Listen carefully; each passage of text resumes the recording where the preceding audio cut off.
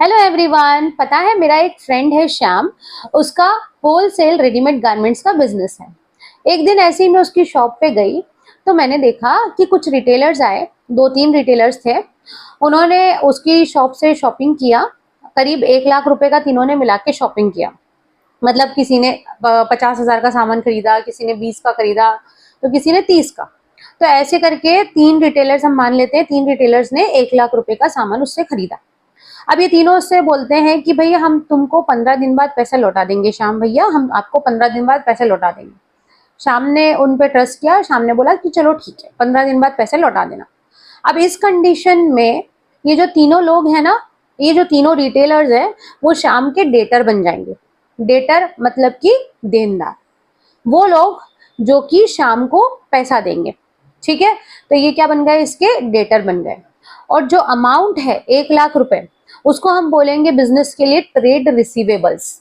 ऐसा अमाउंट जो कि हमें मिलना बाकी है फ्रॉम द डेटर्स, उसको हम बोलेंगे ट्रेड रिसीवेबल। तो 1 लाख रुपए जो है उसको ट्रेड रिसीवेबल बोलेंगे।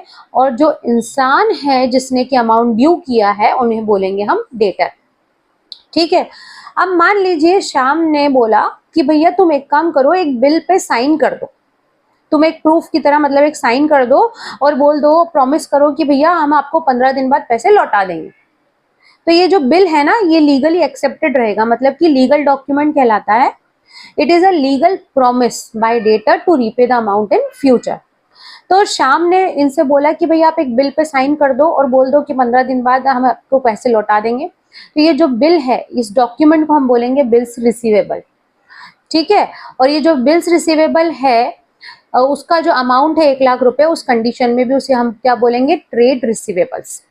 ट्रेड रिसीवेबल्स मतलब वो अमाउंट जो हमें डेटर या बिल्स रिसीवेबल से मिलना बाकी है।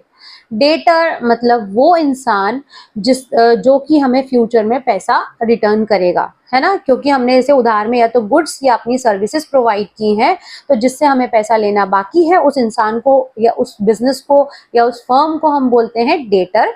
और जो लीगली एक्सेप्टेड डॉक्यूमेंट है, जो लीगल प्रॉमिस है, उसको हम बोलते हैं बिल्स रिसीवेबल।